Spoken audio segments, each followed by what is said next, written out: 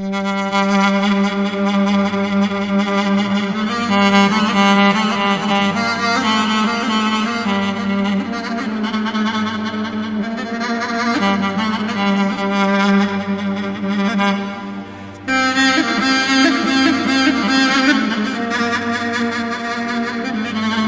ulan of. Doldur be meyhaneci baba, doldur. Bir daha, bir daha. Ne bu dertler biter, ne de bu çileler. Ne gam biter vallahi, ne de bu keder.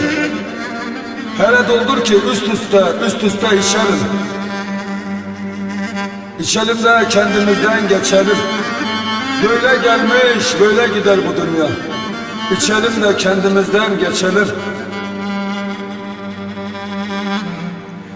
El alem görüşür bayramdan bayrama, ama biz görüşürüz akşamdan akşama.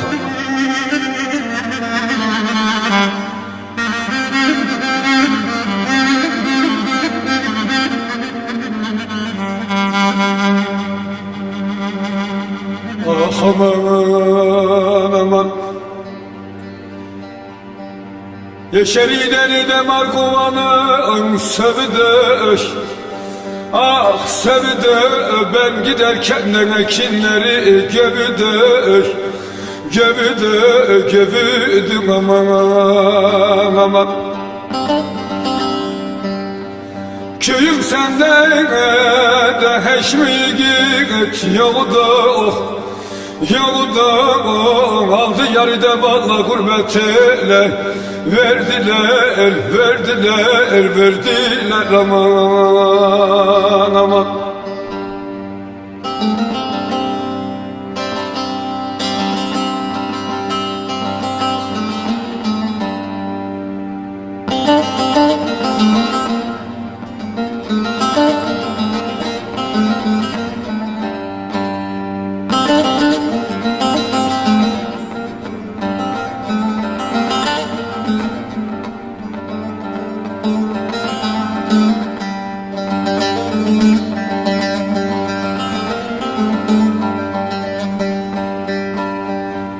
Ah aman aman, gülünü denide marguanın taşları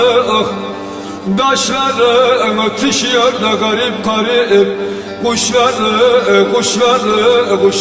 aman aman. Şu babanın ehman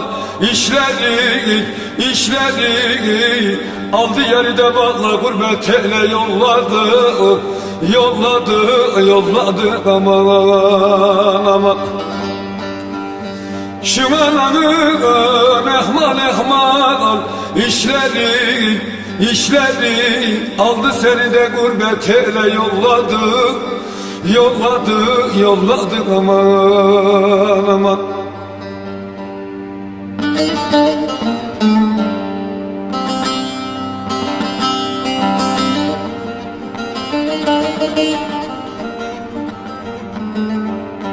Thank you.